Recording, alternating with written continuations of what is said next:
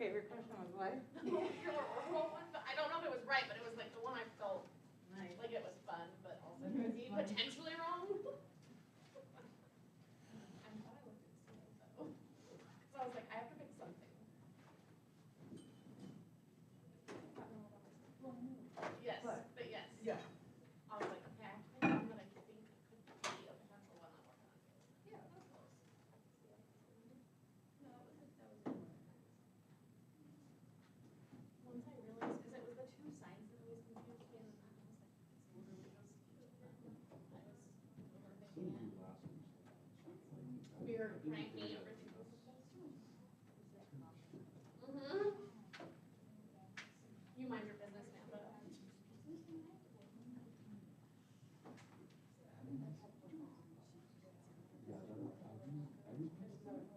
It wasn't even like that outside, but I'm thinking like people that live way farther away, they can't get here as fast. I think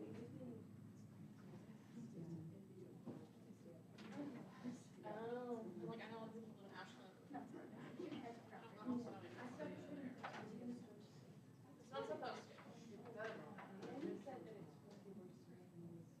Really?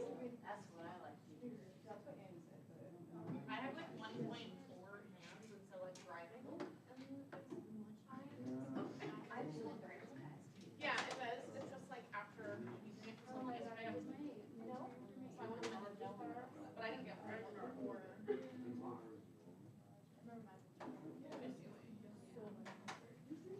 Mine was all I printed one out at home. I don't see anything else. Never. Who knows? I don't think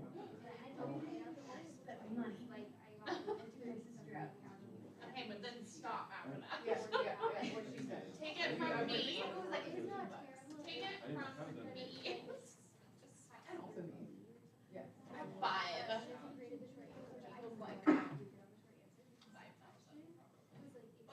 it made me feel better when my friend said she had like salmon or but it's like 50,000. Luckily they didn't trust me enough to give me more money. They made the right call.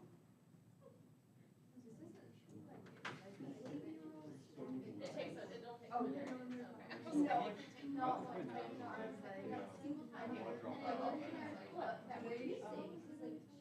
was like, I've talked to them. Is it old ramps? Oh, I that said one. yes, but I You might be-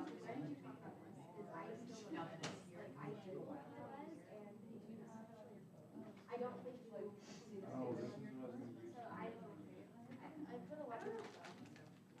But this isn't my stuff. you should just be able to set it up on there. Maybe it's just that.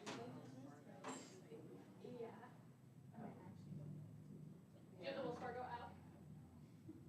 If you can, I can show you how to get your like checking and routing number.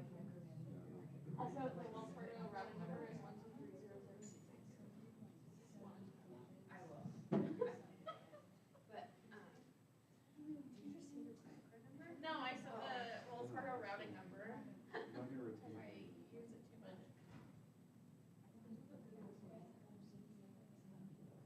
Heck yeah. Hey, like, But you it's know what? calculated. Oh, yeah, yeah. Yeah. It was online. Yeah, it was. But then the second part. Like Yeah. 40 That's inches. how. And then obviously like, yeah, that's why I didn't do it. I really didn't think that's actually what. I didn't tell her about that part today. I told her about what my. I have, It's like, it's I every day. just think it's like, Look it's at the way it. that. At least they do, they do them.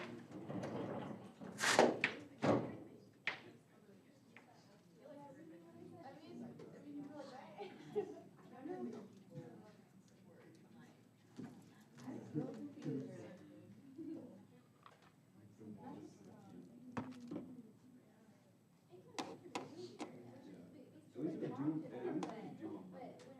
Oh, at yeah. what that was like,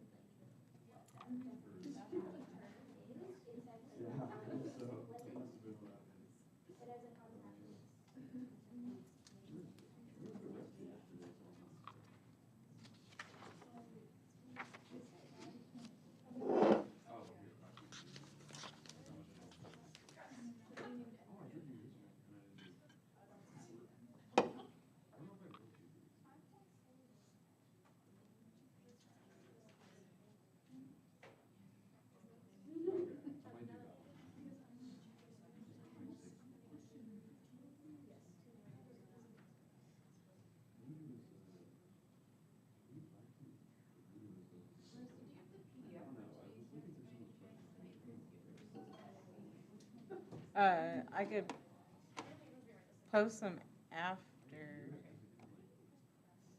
Trying to. Like use a different laptop to hold the OneNote. Here, I'm trying to put them right now. It's just like much easier to look at your notes than try to write everything. Yeah, especially for this chapter.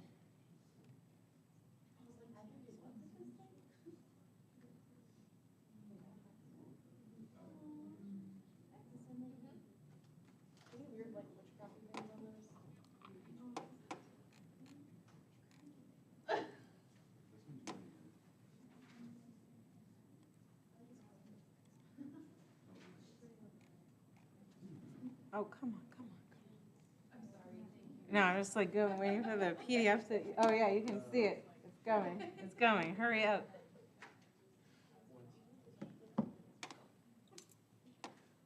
Go, go, go.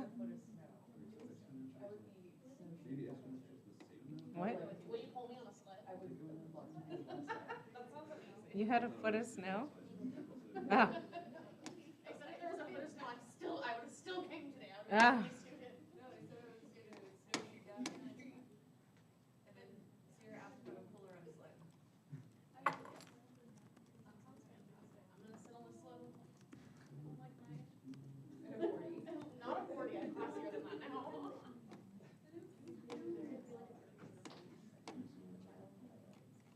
Okay, it's just posted. Thank you so much. Let's see, are we at the official time? Oh, yes, we are.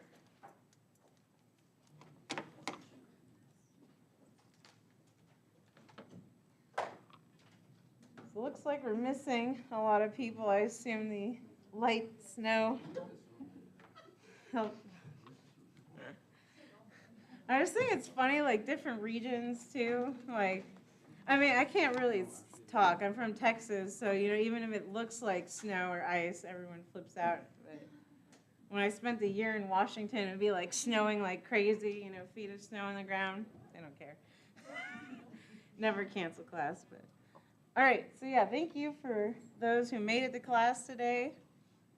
And so just a quick, I'll give an announcement. So I'm still in the process of grading your midterms. They should be finished, I'm hoping tonight. I have some of them finished, I just haven't entered any grades. So if you're like dying to know, you can pester me. And then there's a few, of course, stragglers with the testing center, so I'll probably have them done by Thursday.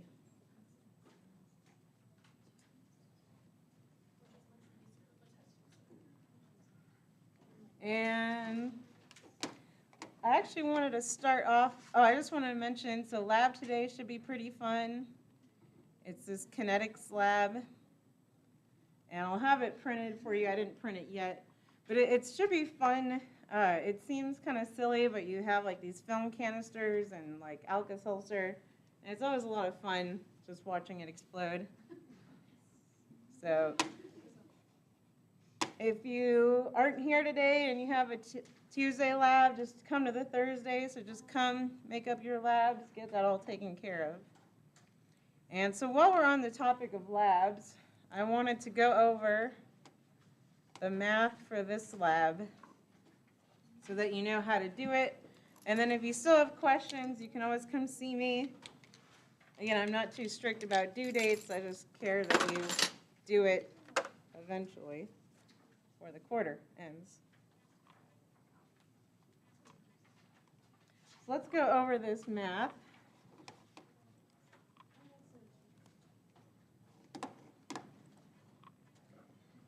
Oops, I lost my pen.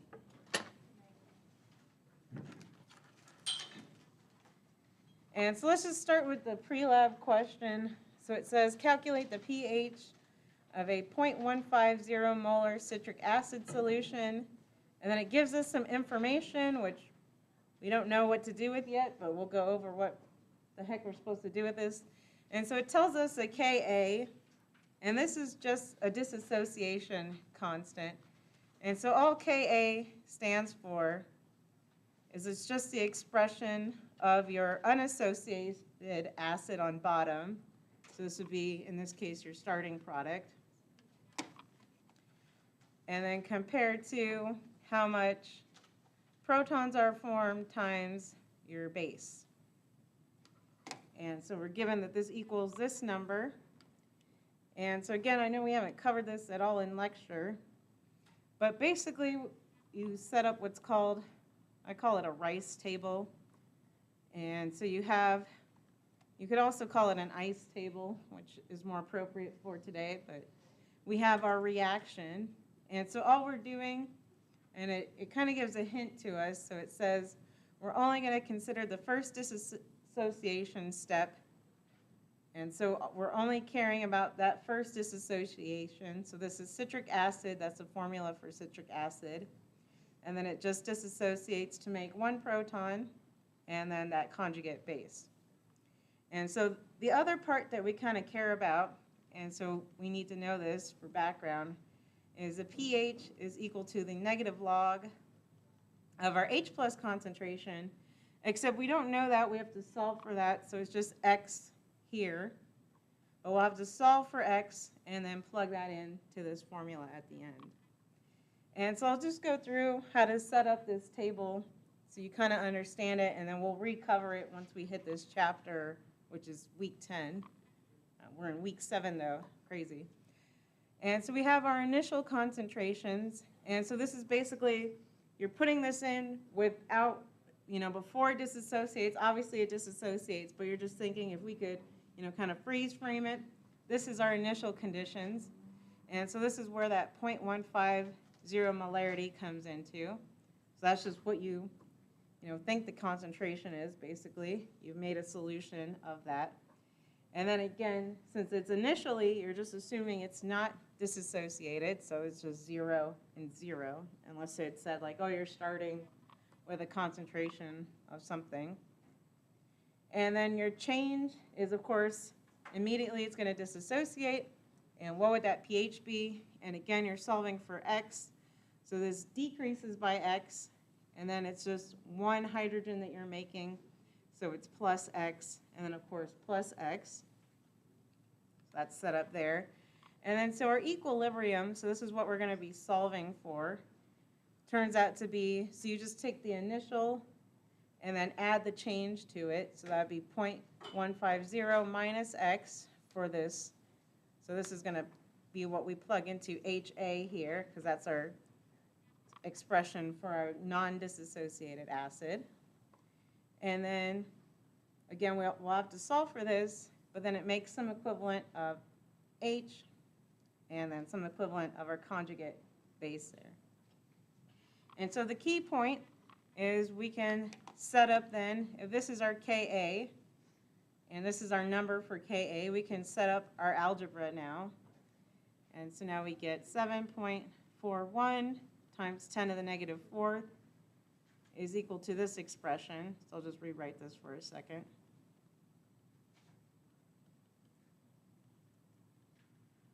And so now we can plug our equilibrium values into this. And so that's all you do. So is equal to, so this is going to end up being X squared over 0.150 minus X is equal to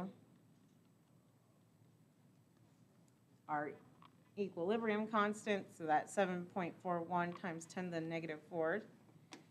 And so now from here, it's just algebra. And we might have to use the quadratic formula. So I'm just going to start by distributing. So I'm multiplying everything by this 0.15 minus X. And I have to distribute.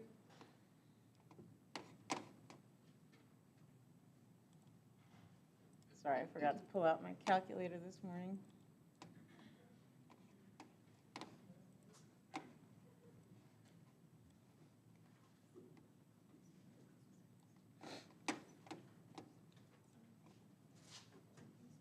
And so just help me out with the algebra, make sure I don't screw anything up. So times 0.15, that gives me 1.1115 times 10 to the negative fourth minus 7.41 times 10 to the negative fourth x is equal to x squared. And so it looks like we'll probably need the quadratic formula for this. And so move everything to one side. So we have 0 is equal to x squared plus 7.41 times 10 to the negative fourth x minus this number.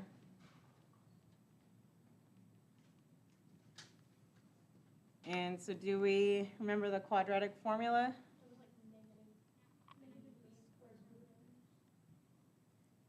Plus or minus a square root of?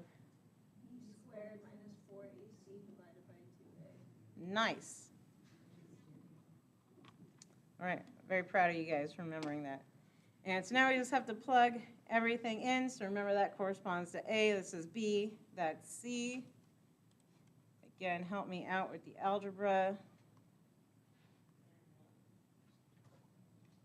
So negative B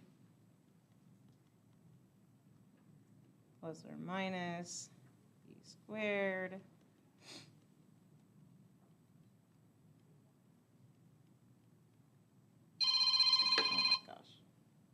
I swear I never have my phone settings correctly. If I'm waiting for a phone call, I miss it. And now that I don't want it to go off, it goes off.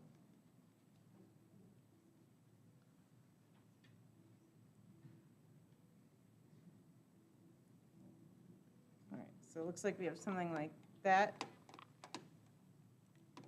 And so now we just have to plug it in. And so you guys can tell me what you get on your calculator.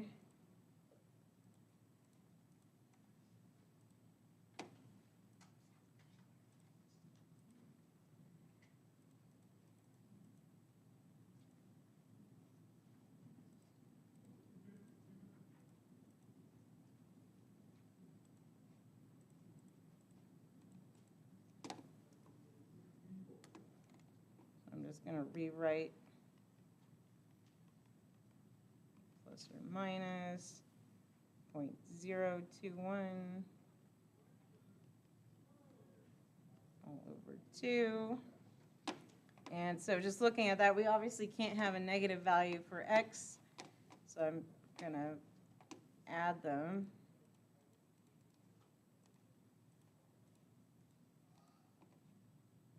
So plus and divided by 2. And so I get x is about 0.01.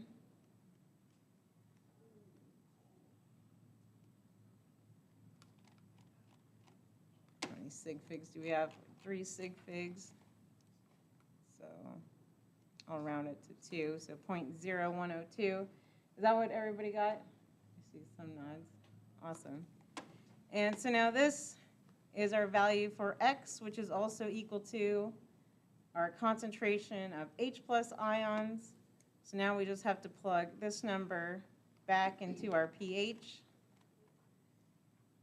So now pH is equal to negative log of this answer, so 0.0102 roughly. And so negative log. And then make sure when you plug this in that you're in base 10. It's not usually an issue, but sometimes I notice like finance calculators are not in base 10. And then so I get a pH of like 1.99 when I do that.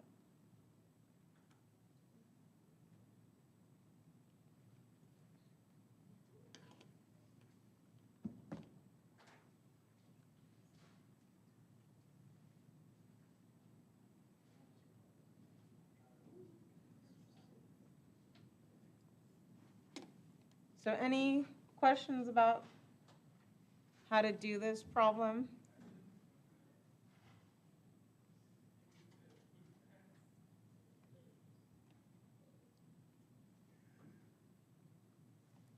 seem relatively straightforward. And then you'll just repeat that process for this one, except you'll use whatever molarity you calculated from your titration data. And it should be, similar steps, just the algebra you got to get through. And it's still the same Ka, so you really can just follow your work from before to plug in your value. All right, awesome.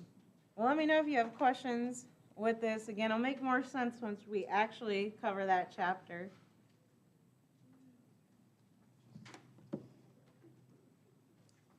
right, so let's switch gears then, and we're going to start our kinetics chapter. And I will say, probably starting from here to most of the, finishing through here and then going into, spring quarter of chemistry, it's very, math heavy like this, a lot of equations like this, a lot of equilibrium expressions like this. So just kind of be prepared is all I'm saying. So if you like all this math, though, in algebra, then you might like these chapters of chemistry. So let's talk about chemical kinetics then. So that's chapter 17. And so kinetics just refers to the speed of the chemical reaction, so how fast the reaction proceeds. And it's a measure of how fast the reaction either makes product or uses reactants. We'll talk a little bit more about how we determine that. And so the ability to control the speed of a chemical reaction is important. That could be anything like small scale. So let's say you're trying to quench a reaction and you're going to be adding water to it that's going to be evolving a lot of gas and heat, so you want to be able to maybe slow that reaction down. Or, we talk a lot about the Haber-Bosch process to make ammonia. That also has to be kept under really tight control, so you want that reaction to occur. It occurs at high temperatures and pressures, and of course you want it to go at a reasonable rate to obviously make ammonia for everybody. And so first we'll kind of look at the basic factors, just kind of in general. So what affects reaction rates?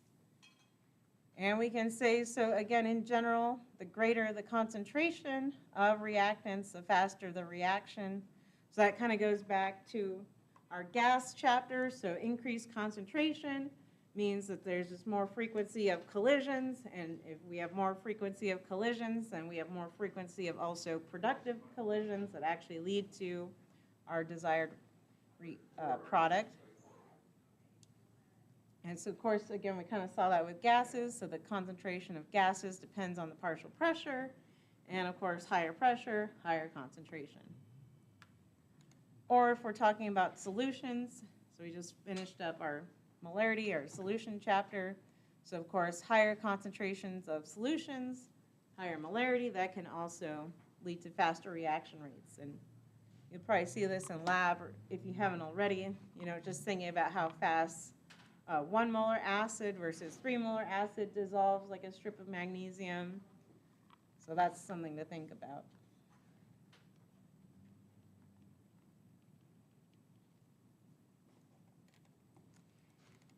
And so again, we've mentioned temperature in the context of gases. So temperature, we said, leads to overall increased average speed.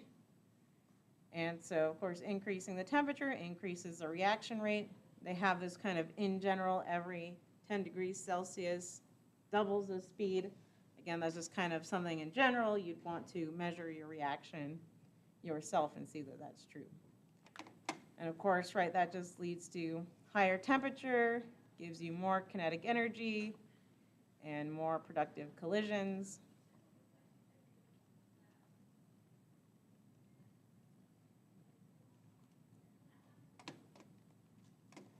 And so we'll look at other relationships later between temperature and speed of reactions. And then there's also something called the nature of the reactants, so kind of what state they're in. So small molecules tend to react faster than larger molecules. And then this is where kind of planning your reaction could come into play, or maybe how to get greener reactions. So gases tend to react faster than liquids, which react faster than solids. And then, of course, thinking back to like surface area, if you have a powdered solid, so something that's really fine, then that tends to be more reactive. So for example, like zinc powder, at least has the risk of being flammable. I've never seen it go up in flames in my experience, but it has that risk versus, zinc metal, where it's not going to have any risk. So not flammable. And of course, this also goes into safety too. So if you have, like a powdered dry solid and it's pyrophoric, obviously that can be really reactive. That's how like so many fires are set off by small amounts of chemicals. So there's this chemical called lithium aluminum hydride. And so this one, it's a powder, or it can be found as either a dry powder that's like 95% pure and dry, or it could also be a 60% in mineral oil. And so you can imagine that pure fine powder goes up really quickly, and there are tons of fires started by bringing like a chem wipe out of your glove box that has trace amounts of lithal that you don't know about, and next thing you know, your chem wipe's on fire. And of course, that's not a big deal. It's just when that chem wipe ends up in the trash, and then your whole trash light's on fire, that can, of course, lead to dangers. So just, be aware of what you're using, what state it's in. And then, of course, certain chemicals are obviously more reactive than others. And so we've discussed that before with like the alkali metals, how they increase reactivity as we go down. So we know like potassium metal is more reactive, so you'd have to be more cautious. And then ions also tend to react faster than molecules since they dissociate. But if you were trying to plan a reaction too, so there's also something called a neat reaction. And that refers to as solventless. And so that's something else to think about. Like, let's say you're trying to get a cleaner reaction or a faster reaction. Can you change the reagents to where maybe it's like a liquid in a solid, or liquid-liquid, or even, gas-liquid, and then you wouldn't need a solvent, and that would maybe increase your reaction rate. And of course, this is also kind of more green, not using solvent, so less waste, so that's other things to think about. Do you have an example of that? Like, where you could do that without having a solvent? Or like do a reaction with a solvent versus without a solvent? Not off the top of my head, I'm trying to think. I know I've done Wittig reactions before like this. I just can't remember now what the two reagents were. This is just a type of organic reaction.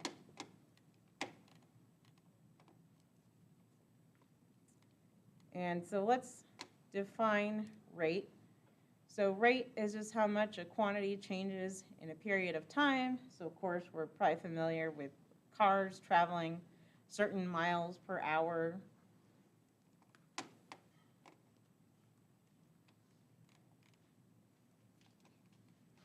Now let's see how we define our reaction rate. So we have, our rate of chemical reaction is measured in terms of how much concentration of a reactant decreases or increases in a given time. And so this just depends on what you're monitoring. And so for reactants, a negative sign is placed in front. So that makes sense. So you're losing or consuming your reactant. So your rate. And this is just the instantaneous rate, so what's the concentration of your reactant at that particular change in time? And of course, you could measure a change in time by picking 2 points. So whatever the concentration is time 2 minus the concentration at time 1 over your change in time.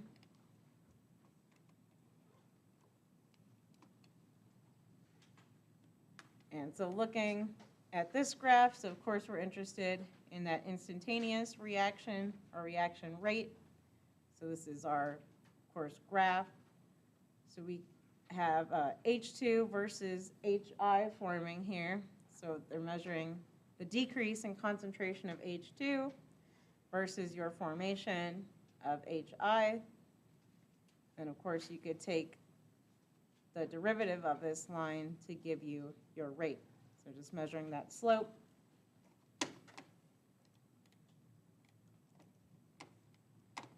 And of course, as time goes on, the rate of the reaction generally slows down since your concentration of your reactant is decreasing.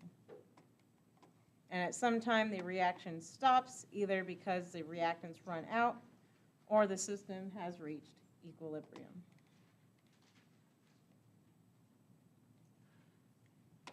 And so you can have either an average rate or your instantaneous rate. So your average is just the change in measured concentrations in any particular time period. So this could be your linear approximation of that curve. And of course, the larger the time interval, the more it deviates from that instantaneous rate. So all that's saying, right, is we could take the average rate of change versus at any point. And so the instantaneous change is the change in concentration at any one particular time, aka the slope of that one point. And you can, of course, find the instantaneous rate by taking the slope of a line tangent to the curve at that particular point, or of course, in calculus, that means your first derivative of that function. And so, of course, you can think about taking either the average rate, so seeing our change in concentration over the whole time, or just measuring these tiny instantaneous reactions. So it looks like they plotted the rate at every step so you can kind of compare. And of course, see how much faster it was going initially, and then our rate kind of decreases.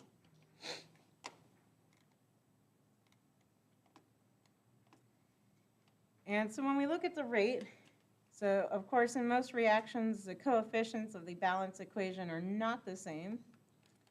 And so that means that the change in the number of molecules of one substance is a multiple of the change in the number of substances in another.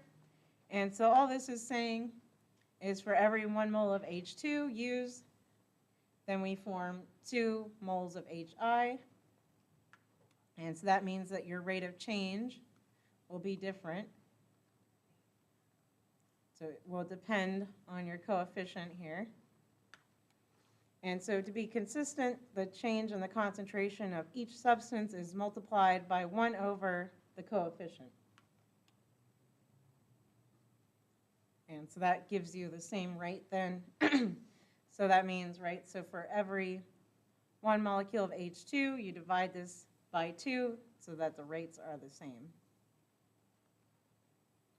So for this case, we would just have 1 over our change in H2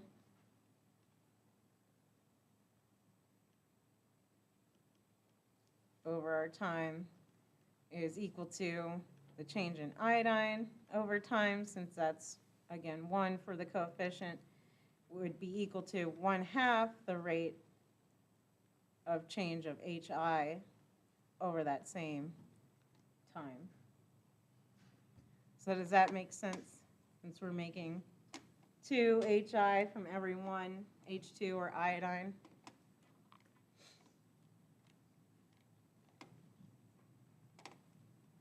And so now we can calculate it. So if we do H2, and so they want to measure it at 50 seconds here. So they just drew a line out and then calculated the difference there. So just from the graph, our instantaneous rate. And so they calculated it. Oops, sorry, I was looking at HI first. So let's look at HI because that's what I started doing. So HI, we have our change in molarity is 0.56 molarity over 40 seconds. But then we have to take into account that we made 2 of them. So then that rate is times 1/2. So let's see what that gives us.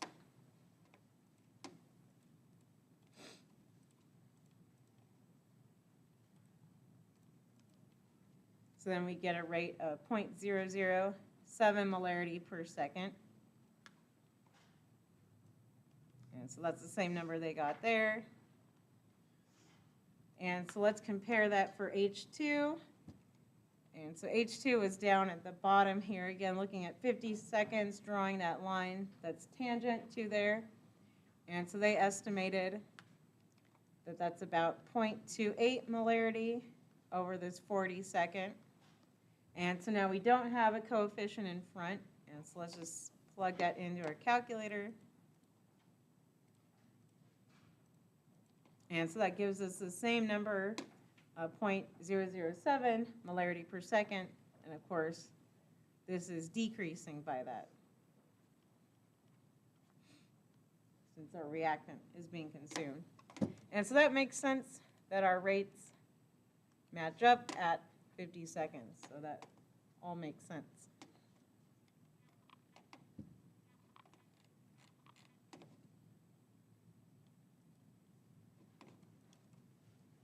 And so now, well, how do we get the reaction rate? And so measuring reaction rate, to measure the reaction rate, you need to be able to measure the concentration of at least one component in the mixture at many points in time. And so there's there's several different ways of doing this. So you could do either continuous monitoring, and this could be done. So do you remember when we did like that spectrophotometer lab with the UV vis light and all that from first quarter? So that's one way to measure things, assuming that you have some light active compound in either the product or the reactant, so you could be measuring that concentration. We also mentioned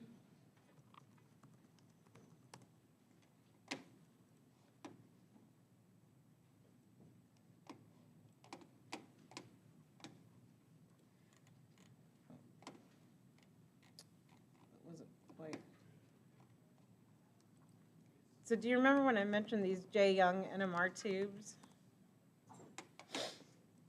I'll pull one up. I talked about them briefly just when talking about like pressures and gases. But this is a really nice tool that's used a lot in chemistry. And so part of why it's useful is because, again, it's a sealed NMR tube. And so you can, let's say you're doing a gas reaction, you can add your gas into here, maybe even have it frozen so that it's not reacting at all. And I've had to do this for personal experience. And so you take your frozen sample, you run it over to the NMR machine, which is just your giant magnet to give you a pretty picture of your sample. I want to show you guys a big one. Those are not. So this is a really big NMR. They're more typically like something like that, but they're pretty huge. But then you stick them in one of these NMRs, and then what's nice about these NMRs is they're actually temperature controlled as well. So you could have a cold sample, stick it into a cold NMR. Now your reaction is basically at starting point 0, and you start warming it up, and then you see what happens. And so then this gives you continuous monitoring, so taking an NMR however often you need to. It could be, every minute if you need it, or every hour, again, just depending on your rate of your reaction. So that's another way to monitor it. You could also do, so we said NMR. There's also mass spec. And so you would shoot it through like a mass spec machine, and you could see what peaks are there and in what kind of relative amounts, and that helps you monitor over time. So a lot of different techniques. It also depends. So sometimes you have to like sample it and then like quench it, do a little workup, and then see your product or not. And so that's kind of with this sampling of the mixture. So it all depends on your reaction. And so maybe you have like a big reaction flask going, and depending, on the conditions, you might have a little sidearm, and then you could sample it with a needle, and again, do your quenching that you have to do, and then try to monitor the product. And so this is probably like the harder part of a reaction, is trying to figure out, well, how am I going to monitor the rate? What am I going to use? What technique is going to be accurate? So you'll have to kind of plan your reaction. And so now this just mentions, so aliquot, that's just what it's called when you sample a little bit from your reaction mixture and then analyze it. And then again, you could do mass spec. Gas chromatography is similar to mass spec. But basically, the whole point of all this is the rate law must be determined experimentally. So we can't, just guess it from looking at the reaction. We have to determine by an experiment. So you have to be given some sort of experimental data for this. And so the rate law shows how the rate of reaction depends on the concentration of reactants. And so, of course, changing your initial concentration of a reactant obviously affects the initial rate of the reaction.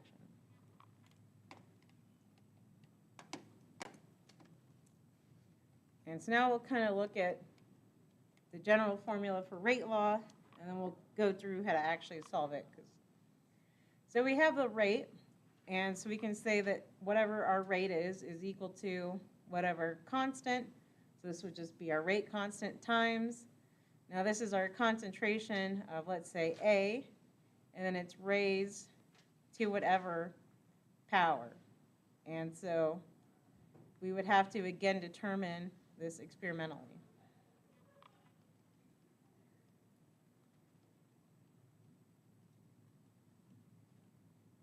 And so we'll look into what the different rate laws could be and what the orders will be. And so let's say we have, two products. So we have, two reactants. So we have reactants A, reactants B. And so our general expression would be that our rate is equal to, again, whatever our constant is, times our concentration of A to the power of M. Again, we have to determine M from our data, times B to the power of N, again, determined from our data. So I'll just write that. So determined from data.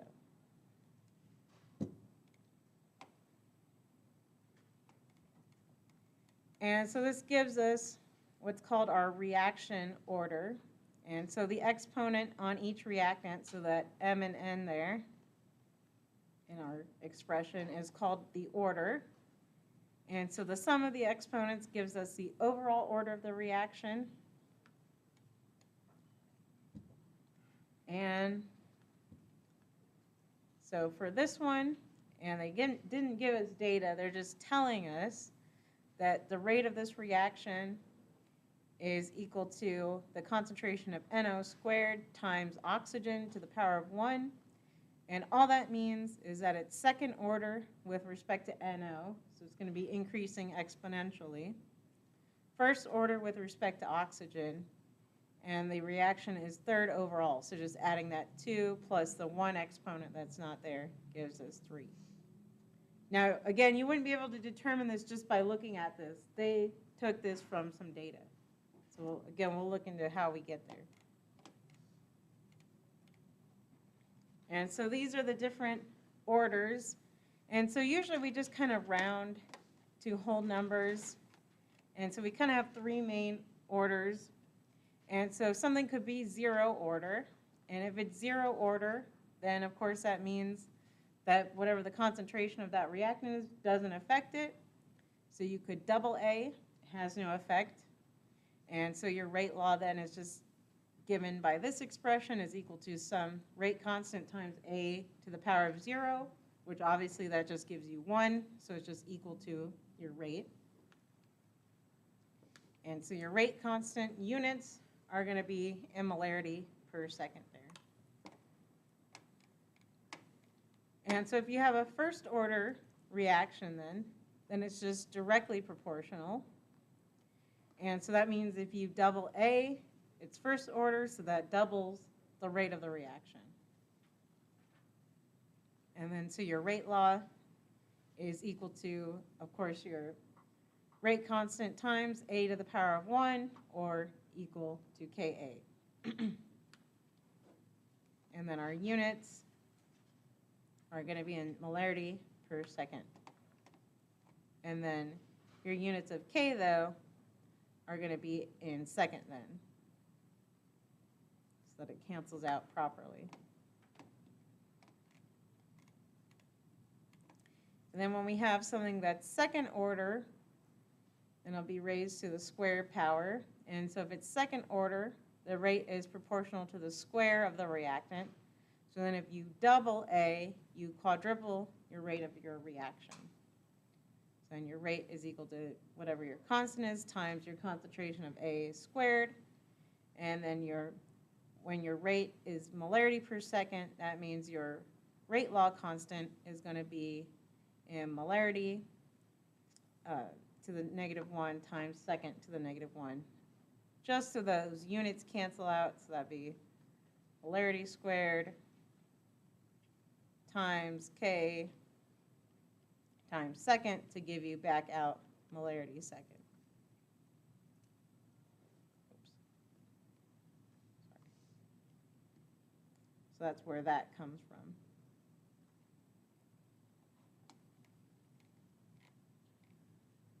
And so now the next question is, well, how do you determine the rate law when there are multiple reactants?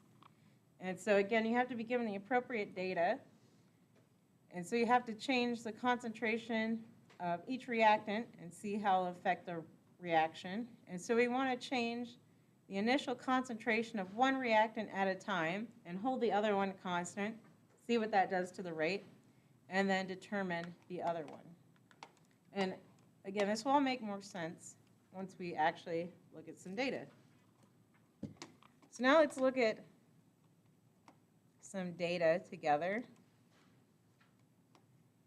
And so before I reveal everything, so just kind of take a few minutes to look at it for yourself. So we have our concentration of NO2 and CO.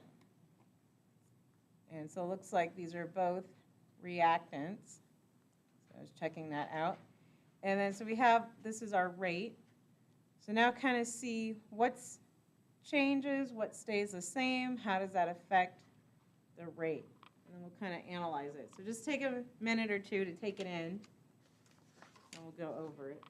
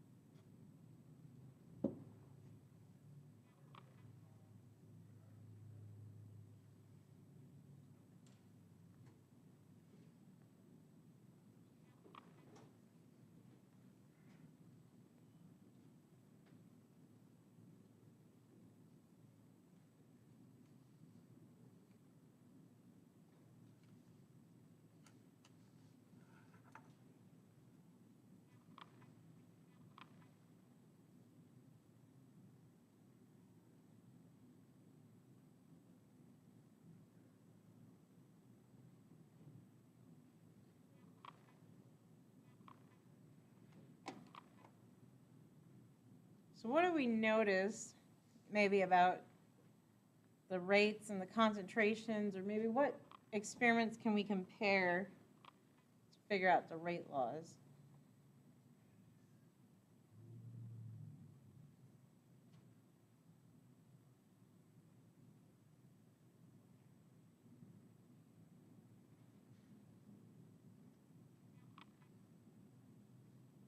So when NO2 went, so between 1 and 2, they doubled the amount of NO2 that went in, and it quadrupled the amount quadrupled the moles.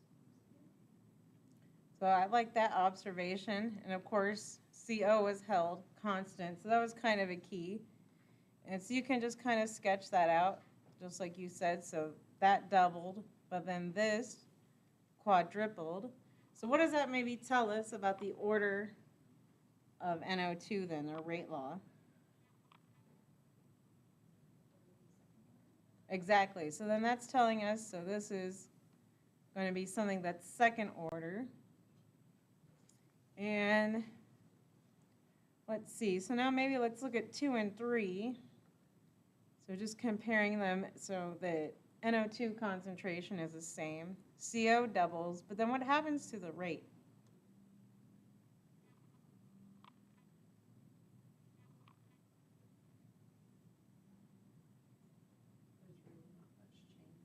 So no change.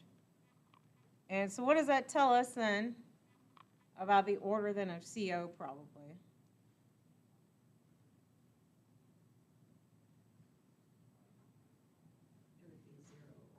So 0 order, perfect. So then CO, 0, or we can ignore that.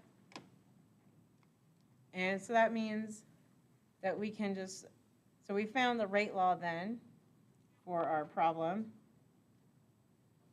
Or excuse me,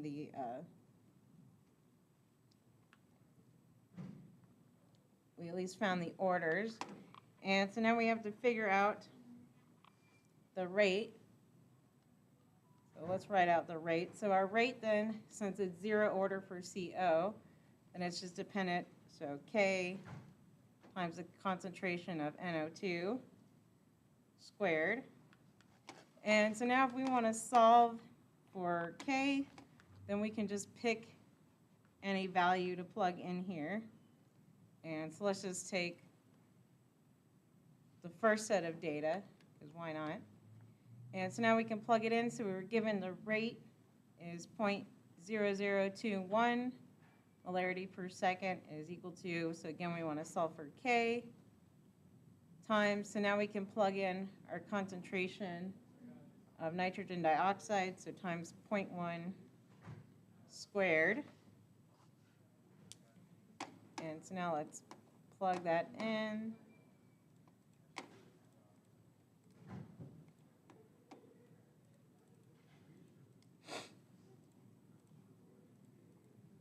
And so then we get our K, this K constant is 0.21.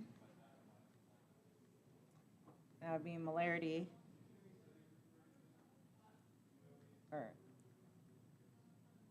excuse me, over molarity over second, since that's second order. I'll just write it the other way.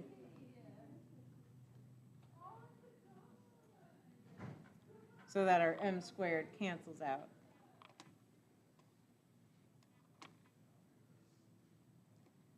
So questions about that so far? Does it at least make a little more sense now that we see some data with it?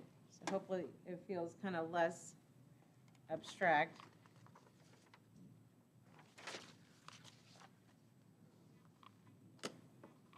All right, so let's look at more rate laws. So like we were just saying, for the reaction A, two products, the rate law, of course, depends on A. And so we can, of course, apply calculus to integrate the rate law, and this gives us another equation showing the relationship of the concentration of A and the time of reaction. And so this is called our integrated rate law.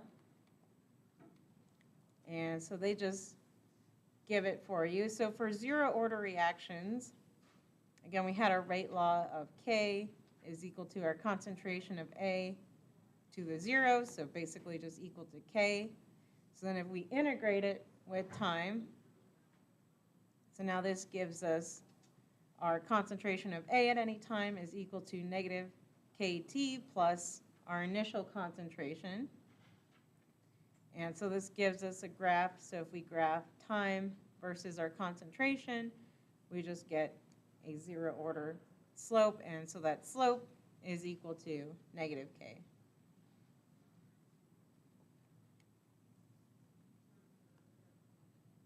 And y-intercept would, of course, be your initial starting point as well. And then so for half-life equations, your time at half-life is equal to your initial concentration over 2K.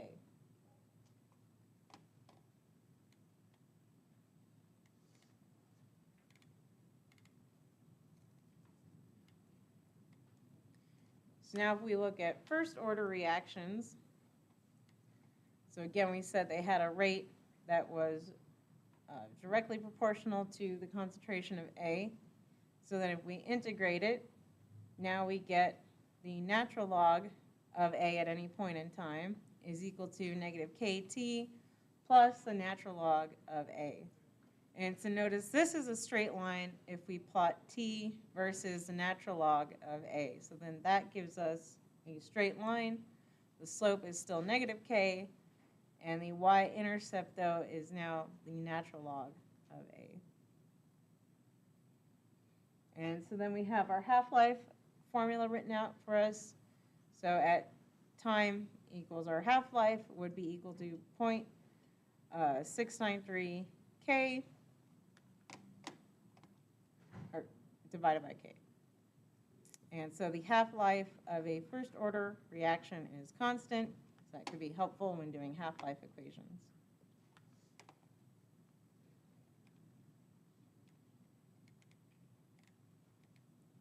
And so now in comparison, so now our second order rate law, so if you integrate it, now we get 1 over our desired point in time is equal to KT plus 1 over our initial concentration. And so now we graph time versus 1 over the concentration of A. And so notice this gives us a positive slope compared to the other ones. So the slope is equal to K, and then our y-intercept is 1 over our initial concentration. Then our half-life would be equal to 1 over K times our initial concentration. And then, of course, our K constant, we mentioned those units before, so per molarity per second. And so I would say this is going to be your handy-dandy cheat sheet for this chapter. This is very useful. If you want, I guess I could print some out for Thursday. I didn't think about that. But otherwise, I would print this out, have this handy, bookmark it. This will get you through all of this chapter. So we have our orders, our rate laws, the unit of K, the integrated rate law, which helps us at any point in time. Of course, what the graphs look like. You could be asked, what does a graph look like or something, or what's it plotted against. And then these half-life expressions are useful, obviously, for half-life equations. And you would use this one when we talk about most half-life things.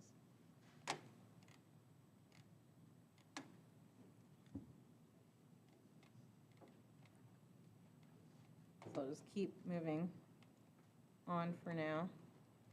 And so anytime we talk about half-life, so now this is, when you're talking about radioactive decay, then these are generally first order. And so that means that our half-life, T1/2 of any reaction, is of course the length of time it takes for the concentration of its reactant to fall to 1/2 of its initial value. And of course the half-life depends on the order. It's just, in general, most of these half-life equations, so if we're talking about like carbon dating, usually I make a bad Valentine's Day joke, but refrain. And so usually we would use this expression to solve for our half-life.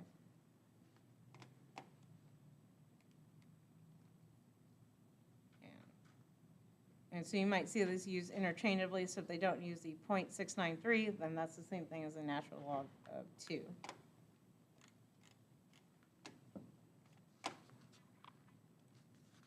Yeah, we're like flying through this chapter. I'll have more practice problems for Thursday. So let's also talk about radioactive decay. So that's part of this chapter. And so what is radioactive decay? So radioactivity is the release of high-energy particles or high-energy electromagnetic radiation from the nucleus of an atom. And of course, this is different from chemical reactions in that the identity may change of the atom. And so atoms that eject particles and or energy from their nucleus are referred to as radioactive. And if you ever get bored in lab, there's that like whole chart of radioactive nuclides over like by the fish tank. And so you could stare at that until you are entertained. And so, of course, radioactive nuclei spontaneously decompose into their smaller nuclei, and that is referred to as radioactive decay. And so, of course, radioactive nuclei, that means that they are unstable. And obviously, there are different definitions of kind of unstable. I mentioned, so like carbon-14, I think, has a half-life of about 5,300 years or so, I forget. And other things may have like such a small half-life that you can't even measure them. So it's a lot of those like synthetic elements. That's why they have like weird brackets around their mass. Is they're so unstable they might be decomposing. And so the parent nuclide is a nucleus that is undergoing radioactive decay. And then the daughter nuclide is the resulting new nucleus that is formed after the decay. And so nuclides with 84 more protons are radioactive.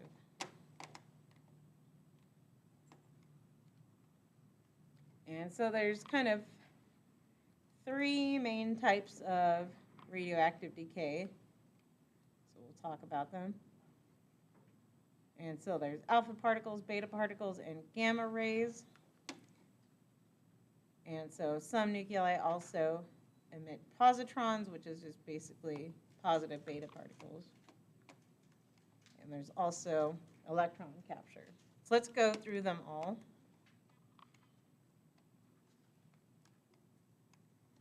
So alpha decay refers to any time you produce this helium nucleus, and so alpha particle means that it has a mass of 4. So remember, kind of back from first quarter chemistry. And then this gives us, of course, the atomic number or number of protons, so hence why we know it's a helium. And so alpha decay occurs when an unstable nucleus emits a particle composed of 2 protons and 2 neutrons, again giving us that mass of 4. And so the most common example of this is the decay of uranium-238. And so it makes helium and then also thorium. And this is the most ionizing but also least penetrating type of radioactivity. And so basically you can stop alpha particles with paper or your clothing. But obviously you wouldn't want to like ingest anything that would be emitting alpha particles, so that would be obviously dangerous. And so let's see how to balance this equation. So it's different than balancing our chemical equation. And so the loss of an alpha particle means that the atomic number decreases by 2. And so our atomic number is on the bottom. And so we started with uranium-92, so -2, so that's how we know it's thorium. So you could find thorium on your periodic table. That corresponds to element 90. And then we get the mass. So the mass number decreases by 4. And so notice, right, all the bottom numbers should add up on both sides. All the top numbers should add up. So if we started with 238 mass, we lost 4 of those. And so that leaves 234 for thorium.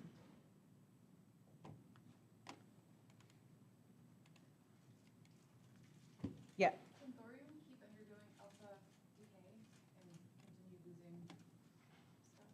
I think it does, and they're coming out with new like thorium reactors. So in general, uranium only loses 1 alpha particle to become thorium, and then that's kind of it, like in nature?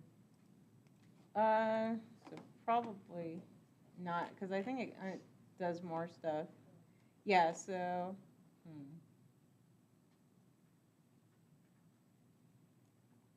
I guess that my real question here is like after it goes from uranium to thorium and helium, like it doesn't stop there, it keeps going. So I think this one does stop. Yeah, so this one does, I think it does stop. But yeah, that's what I was saying, like you could look at the chart of nuclides because it tells you like whether it's stable or not. But I think what they're doing, because what I've heard is they can take like the products from these uranium reactors, and they're trying to, because thorium is also reactive, but looking at thorium, it looks like it's 230 thorium that is unstable and undergoes alpha decay again. And so I'm not quite sure what they're doing with the thorium, but I know that they're trying to find a way to recycle it, so maybe you're doing something to it to get the 230 thorium. So then it becomes rubidium? Is that? Radon, Oh, sorry. radon. But yeah, so it kind of depends in answer to your question. So you would have to look, is the next nuclide, is it stable, is it unstable? And then, yeah, it could keep kind of chaining.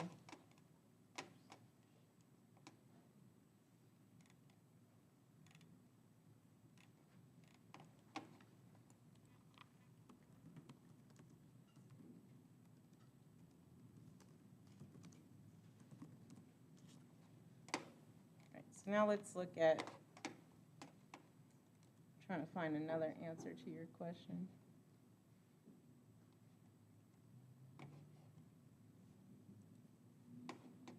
Because it also depends what you start with.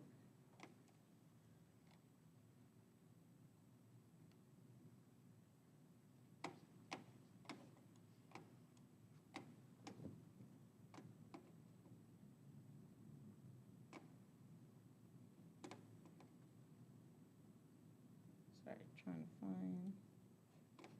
Oh, we'll go back to the chain question. So let's look at beta decay. And so it was kind of hinted up here, but there's kind of two different types of beta decay. And so this is where it can get somewhat confusing.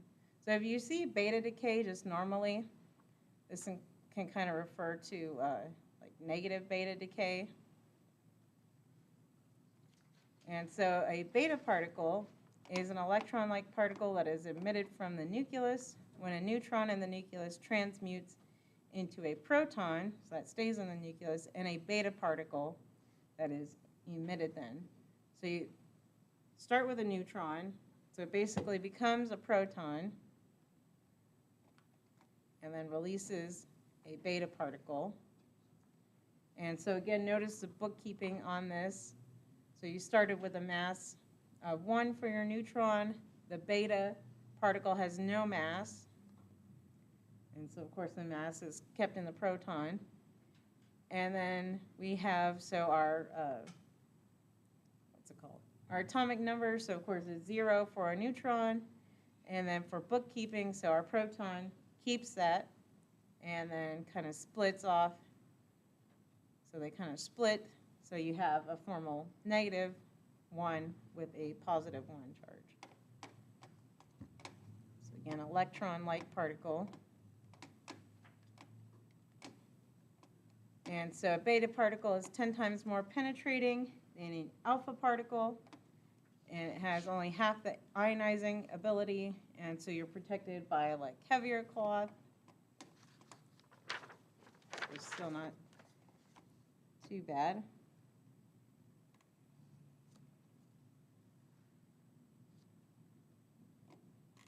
And so let's skip down. So positron emission is another type of beta decay, or sometimes it's also called like positive beta decay. You could see it referred to in like another textbook. It kind of depends. And so again, it's like the opposite of beta decay. And that now it's, instead of a negative 1 here, it's formally a +1 charge. So positron, again, now it's kind of like an anti-electron and has negligible mass, similar again to that beta decay. And so again, positrons are similar to beta particles in their ionizing and penetrating abilities. Again, that's kind of why they're referred to either as beta decay negative or positive in different textbooks and different situations. And so again, with our bookkeeping, so So this time we're forming a positron, so we have a formal +1 charge there.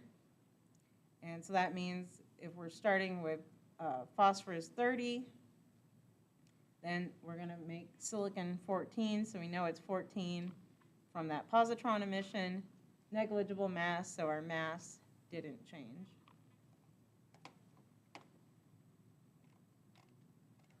And so now, sorry, I skipped over gamma because I wanted to do the 2 betas. And so gamma emission, these are high energy photons. And so when you have gamma emission, there's no loss of particles from the nucleus.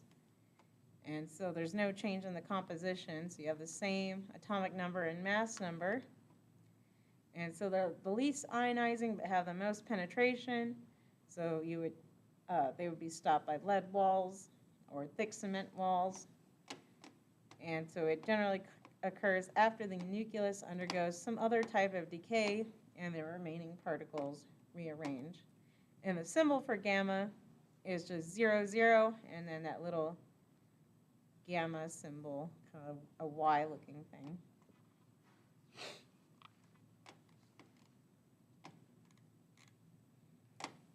And so the other one that's kind of funny is electron capture. So you don't always see this one, but it does come up from time to time.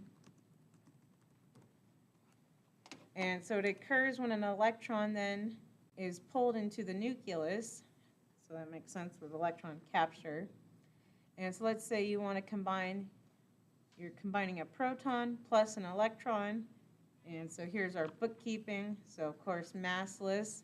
So we form something with a mass of 1 from our proton.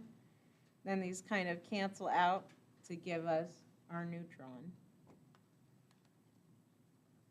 And so of course our mass number stays the same and our atomic number decreases with electron capture.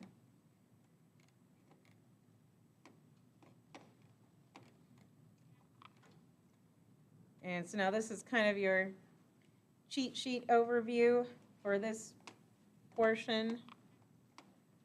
So again, just going over alpha decay. So again, you just need to know what's an alpha particle. You can always solve the rest. Then you'll need to know beta particle. And again, you can see how to determine the products. So in this case, we had 228 radon. If we're doing beta emission, so we made kind of our little electron-like particle.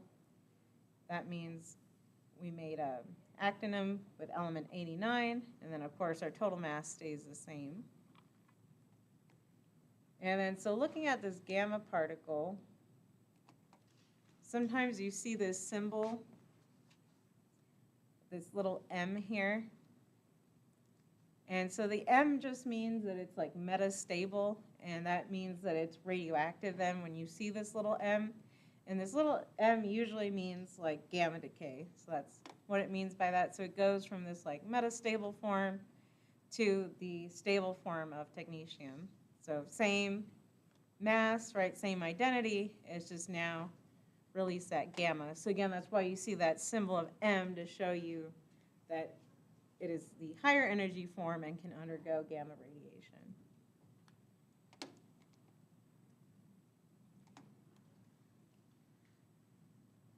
And so this is our positron emission. So again, we see that with our positron.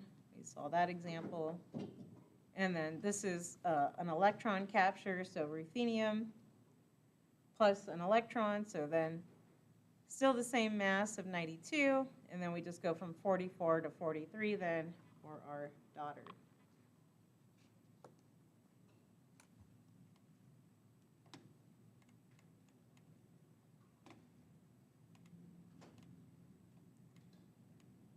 And so like we saw with these equations, so these nuclear processes are described with these nuclear equations. And so like we were seeing, the atomic numbers and mass numbers are conserved. And so the sum of atomic numbers on both sides must be equal, and the sum of mass numbers must be equal. And so we saw it for this case. So we had 238 mass on our left side, add these two gives us 238. And so same thing, so our atomic number 92, and sum those to get 92.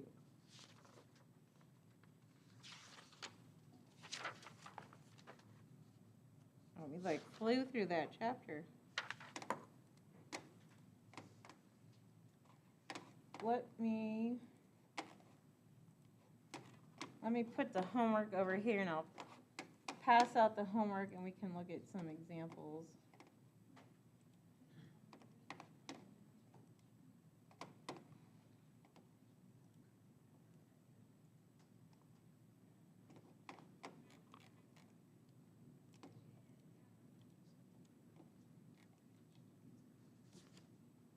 So let me hand out the homework.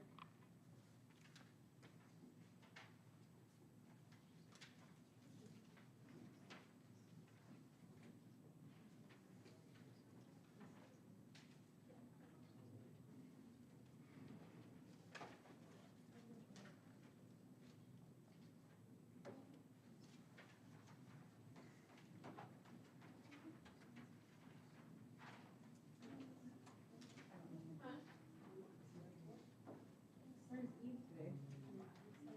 What? Where did she work at? She's a cook at Cucina. Ah. You know, those silly people that feel like they need to about students once a year.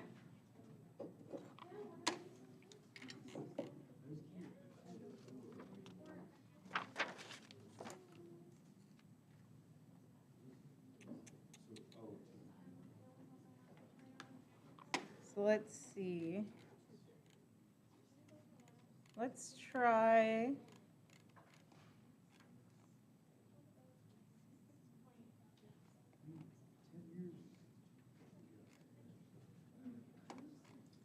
Let's just look at this one, number 2, and see how it goes. I guess we have like 10 minutes left of class. So take a look at number 2, see if you can figure out what you might have to do. Oh, we might need to do the more mathy approach actually for this one.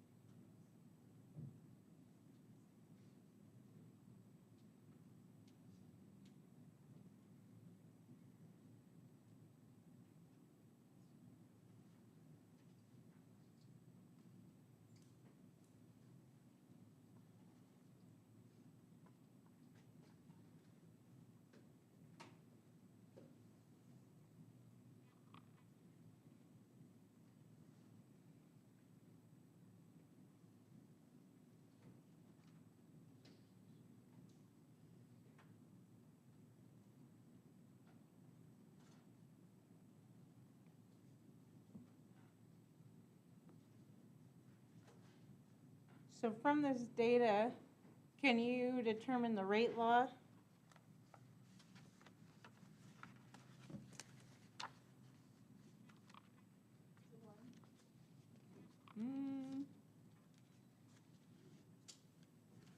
Because, let's see, so what happens, so we go from 0.1 to 0.2, so this doubles.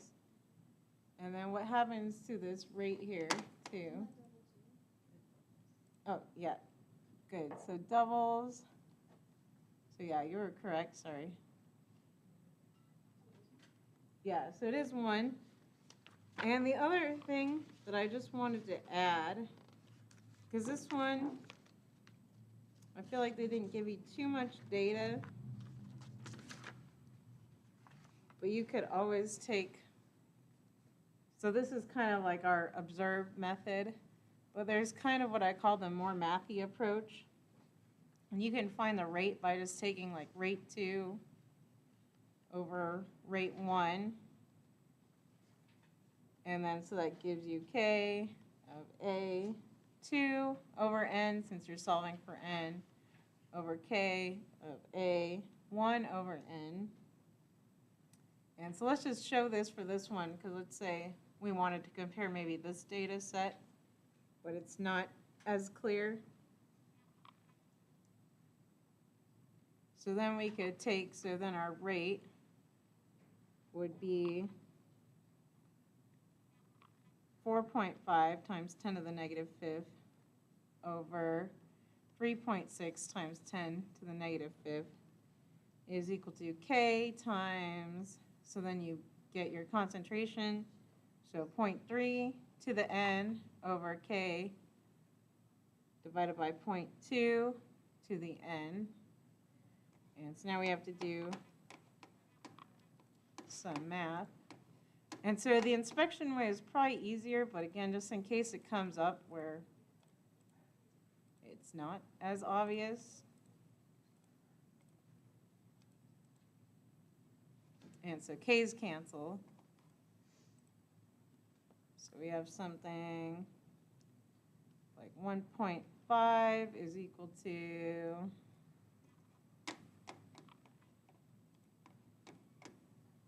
0.3 divided by 0.2, oops. So 1.5 is equal to 1.5 to the n. And so now we can stop here. So normally you would take the log of both sides, but I think at this point it's fairly evident that n equals 1. Otherwise you would continue, so log of 1.5 is equal to n log of 1.5. So if this was not 1, you could continue, but you can, again, solve for that. So this might help you in another scenario. But good, so we see n is 1. And so now, how do we go ahead and calculate the rate constant?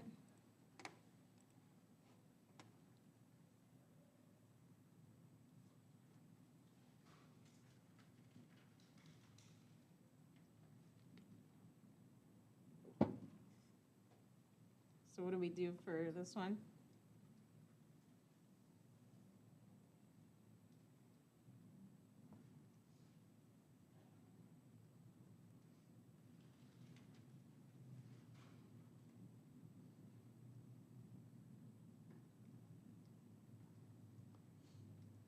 We can just plug any of these values in, right?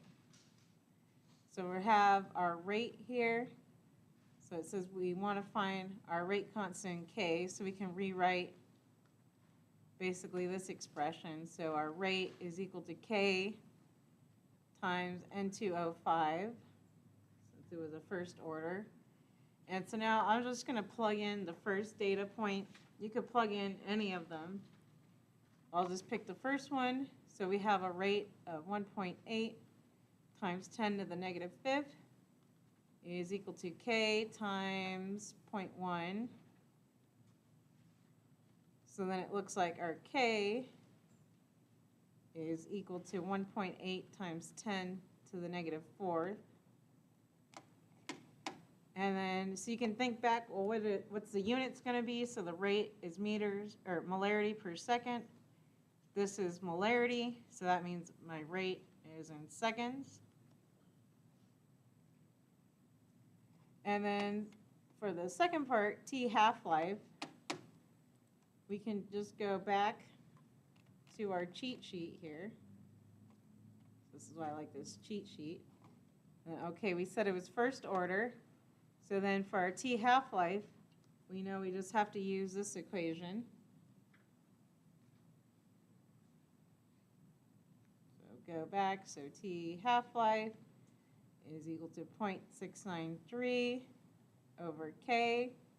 Then we solve for K before, and so that means we can solve for our half-life then. So then our time, half-life, is 0.963 divided by K.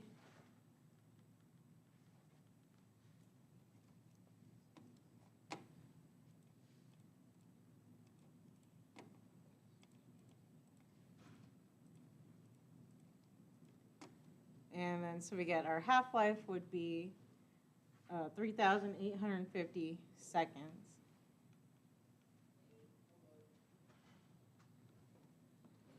Yep. Where do we have to account for putting in 2 moles and getting out 4 moles of the product? So we put in 2 moles of reagent. Oh, that would be like just when you're talking about the instantaneous rate. Oh, okay. Yeah. So that's only when you're looking at that instantaneous rate and comparing like decreasing versus increasing.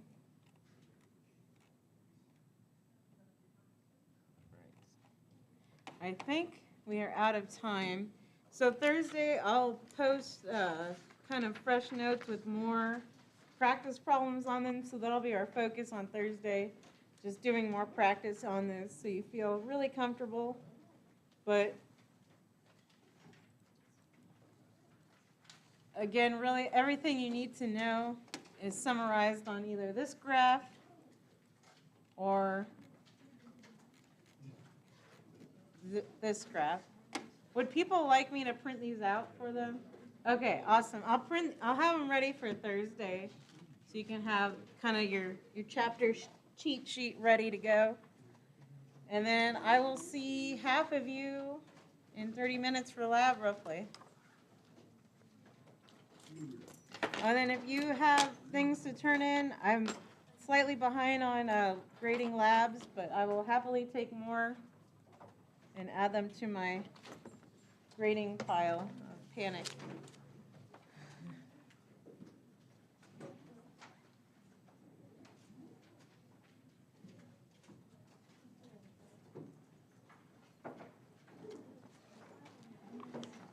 Thank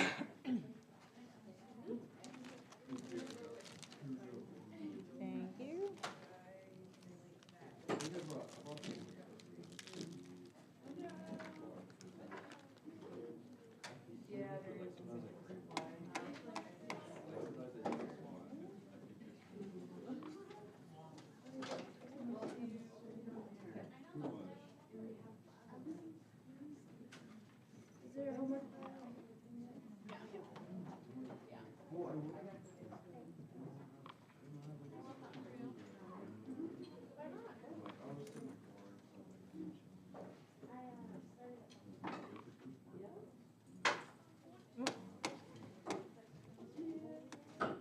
And thank you, chat. I forgot to stop the stream.